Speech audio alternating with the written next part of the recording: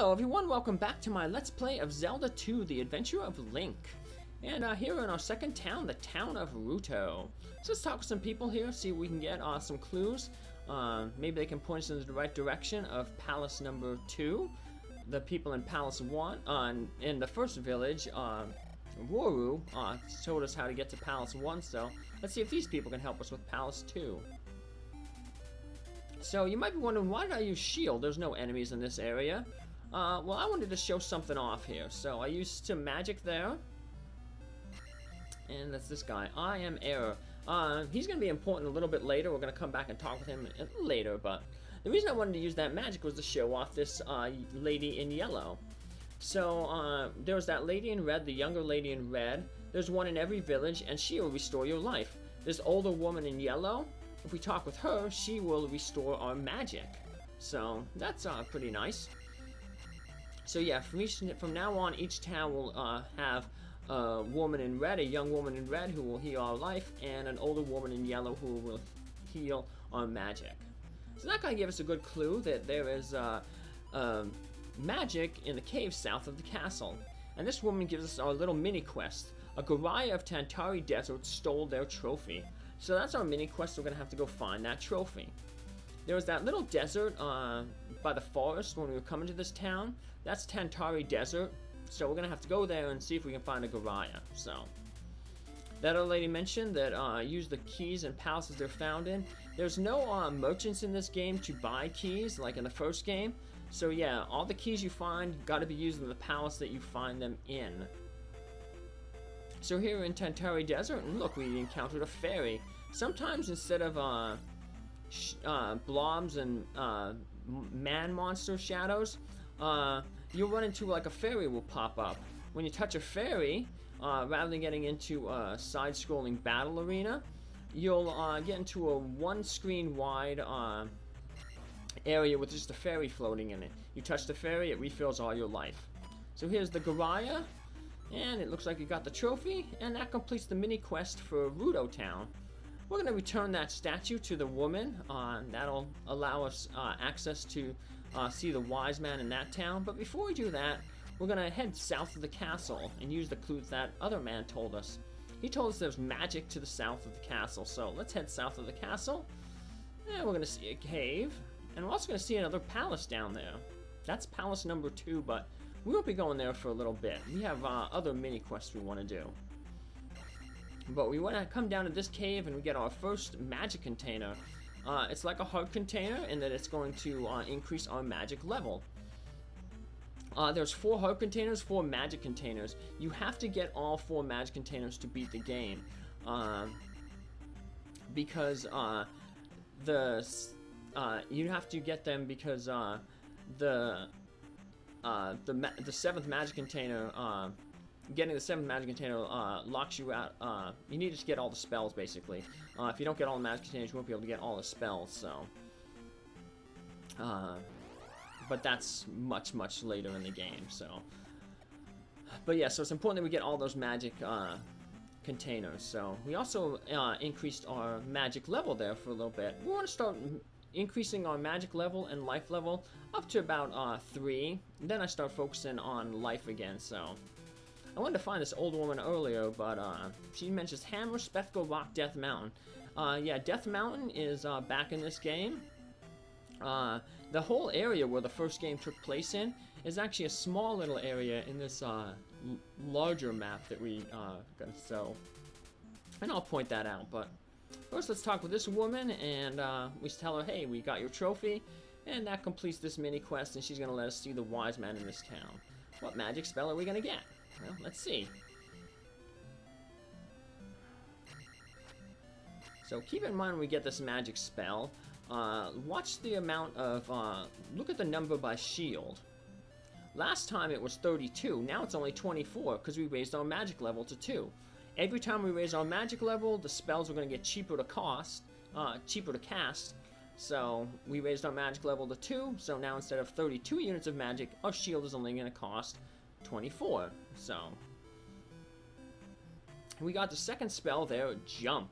We're going to need the jump spell here to get through this cave here. Tool assisted speedruns can kind of cheese their way through this cave without the jump spell, but once again, we're playing casually here, so you have to get the jump spell. And jump is very useful. It basically doubles your jumping height, so it's good for jumping across like a lot of pits. There's a lot of pits in this game that can be really tight to jump across, and jump makes it very easy to cross some of these pits. So this is a kind of a longer cave. We kind of got 3 sections that we got to go through here.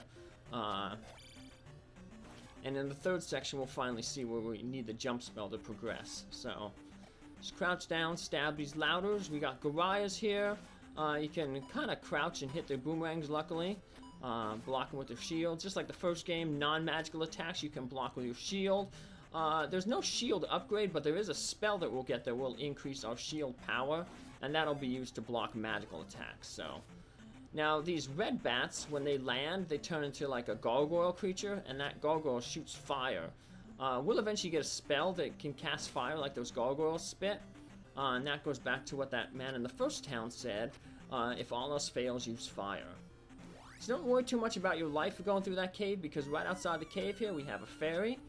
It was kind of, you see that little forest there? It's kind of just out of nowhere. Yeah, usually if you see like a land tile that seems suspicious, you might want to touch it, because usually it might be a little mini area where you can get some type of reward. So now that we're south, in the southern part of this western continent, there's 2 continents, the west and the east, the encounters have changed a little bit. So the grassland encounters in the south here, there are these like kangaroo rats and blobs. And we'll eventually see what a strong encounter is, then I'll have to point it out, so. Now, much like those, sometimes you see roads that, sometimes on the way to the road, we encountered like miniature like battlegrounds. Bridges also mainly contain these usually contain battlegrounds too, so.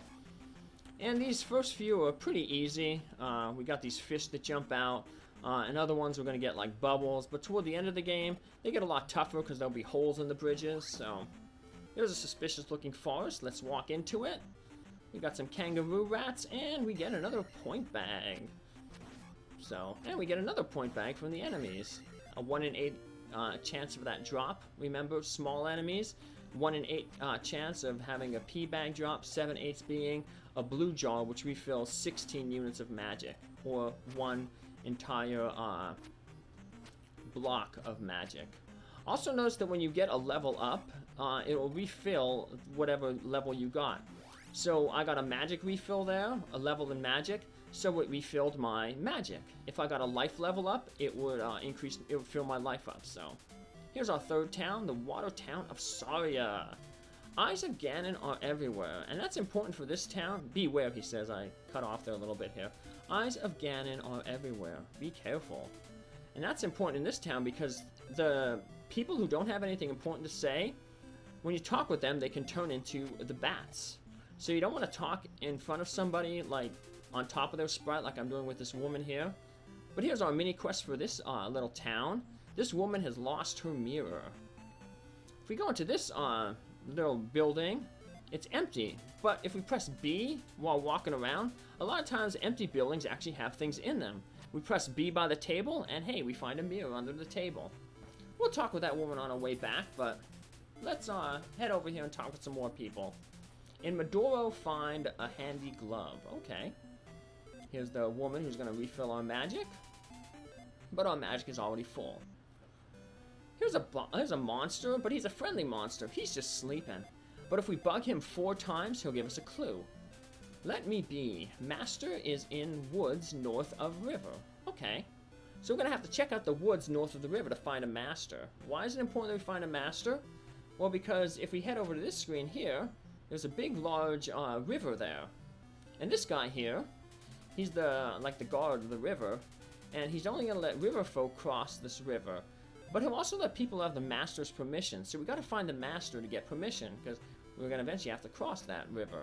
So, well, the woman isn't appearing. There's that house over here is where the woman who should refill our life pops out. So And sometimes they won't spawn, so just pop in and out, maybe leave the screen, pop in and out of a house, and that may have the person appear. So we gotta leave this town and head north of the river to the woods. And as we're leaving, let's just return this lady's mirror. Oh, you found my mirror. Follow me. Alright. Let's see what our third spell is gonna be. And this spell, depending on how good you are at the game, is either useless or a lifesaver. No pun intended, because the spell we're about to get is called Life. Use this magic to restore your life. When we use this spell, it basically gives us back, it's basically trading magic for life. So we use the spell and we get 3 bars of health back. But it's usually more cost expensive to, you know, we're going to spend more magic. Right now it's 60 units of magic, so a little less than 4 blocks to refill for 3 bits of life. So there's a strong boss monster. Maybe we'll get into a fight there, but I'm not too worried about my life right now, because over to the right, past this battleground, this bridge battleground. Man, tongue's all tied up there. Bridge battleground. There's going to be a forest, and that forest is going to contain another fairy. So it's going to refill all our life. So remember, like I said, if there's an odd-looking piece of ground, step into it. You never know what you're going to find. Well, we're going to head to the woods north of the river, so these woods over there to the left, that's the ones we're going to want to head into. So we want to head to the top row, and then go 4 to the right, and then head down. And when we do that, we find the hidden cabin of Bagu. And apparently in the Japanese version, his name is Bug, so it's kind of a pun. He's red, Bug and Error. You notice that Bagu there is basically a red palette swap of Error, the blue guy, in Ruto town. So it's Bug and Error. They changed it up in the English translation. Another thing that changed in the English translation here is the leveling system. Different things cost different amounts. So, like Attack 2 cost 200, Life 2 cost 50, Magic 2 cost 100. They have set values. In the Japanese version, you could just level everything. There was a certain amount of levels that was at 50, and then a certain amount at 100, and then a certain amount at like 200, and so forth and so on. So like you can actually get like maybe like Attack 5 with just getting like 250 experience, because the first 5 levels that you get would only cost 50. It didn't matter which ones they were. The downside to this was if you got a game over, your levels would reduce down to the lowest level that they were. So if you went to, say, Attack 8, and then your Magic and Life were only at levels 1, and you got a game over and had to continue, everything would drop down to 1. So that would kind of try to encourage you to level evenly, but didn't necessarily force you to level evenly. So if you were really good, you wouldn't have to level evenly. But it's not like that in this game. In this game, Magic, Life, and Attack all have their own set things. And if you get a game over and have to continue, your levels stay at what they are. So this little hut there just has another riverman. So if you come back to this town from the other side, well, you just have to talk with the riverman to cross. So now we're heading into Death Mountain. It's a maze of caves, but it's not as bad as it seems. Basically, you only want to go into the cave on the right when you're prepared options. In my bonus episode that I'll do at the end of this, I will show off all the different caves. Right now, I'm just going to go through the caves that we need to. So this is Death Mountain. We're going to find the hammer in here. That's what the one person in Ruto said. Or the one old woman in Ruto, the second town, said. She said, Hammer Death Mountain. Death Mountain is pretty tough. There's a lot of tough enemies, mainly these enemies called Darias. And they're like alligators that have axes. There's 2 types. There's like a yellow type and they just run at you swinging their axe. And then there's red, which actually throw their axes. So they deal a lot of damage, and they can take a lot of hits. So that's why it's important that we wanted to get that attack level 4. And it's also important that we wanted to get our attack, our magic and defense up a little bit. Magic so that we can use more shield and life spells when needed. And life so we take less damage when we hit Darias. I use the shield spell here because I'm about to encounter my first Daria. And it's much usually better to use your shield to cut the amount of damage you take in half than rather about life. So those guys can be tough. If you get a good pattern though, you charge them, stab them in the knees. When they back off, run up to them again, stab them in the knees. And if you time it right, you'll avoid their axe swings. So I got lucky there. Sometimes I'm not so lucky, but now even though this Death Mountain is hard, in a few caves we will get these red jars. So feel free to, like I said, use your magic. We'll get 2 of these red jars coming up. So use my shield here because here's our first red Daria. What they do is they will throw axes, usually 1 at a time, and then they'll back off. They'll throw another axe, and so forth and so on. Occasionally, they may throw 2 axes at once, so you just kind of gotta be careful. Let them throw an axe, jump over it. You don't need the jump spell to jump over it. And then just watch them. If they don't throw another axe immediately, you can run in, grab a quick hit, and then turn around, and then wait for their second axe or their next axe to come out. If they're going to throw 2 axes real quick, you'll notice right away. After you jump the first axe, they'll already have another axe being wound up. So, yeah, as long as you're paying attention to their arms, you'll notice. So let's see if we can take out this guy. Nope, we got hit. So we got once we got the pattern down, we're okay. So now we hopefully it'd be nice if one of these guys drop a jar. So, because we're running low on life. Now in 2 caves, we're gonna have a red jar. So. We can probably take only about 1 or 2 hits maybe, so it'd be nice if we got probably have to use our shield spell here just to increase our survivability. Yeah, it's probably not worth waiting to get the life because we need 2 jars to get the life. So we're gonna wait until this guy swings his axe when it's behind his head. Oh, we got a nice red jar there early, so woohoo! We use our life spell. You see we used a bunch of magic, but we got 3 units of life back. And that'll definitely keep us alive until we get the next jar in the next cave coming up. So, we use our shield here again because we've got quite a few Darias coming up here. We got lucky on that pattern.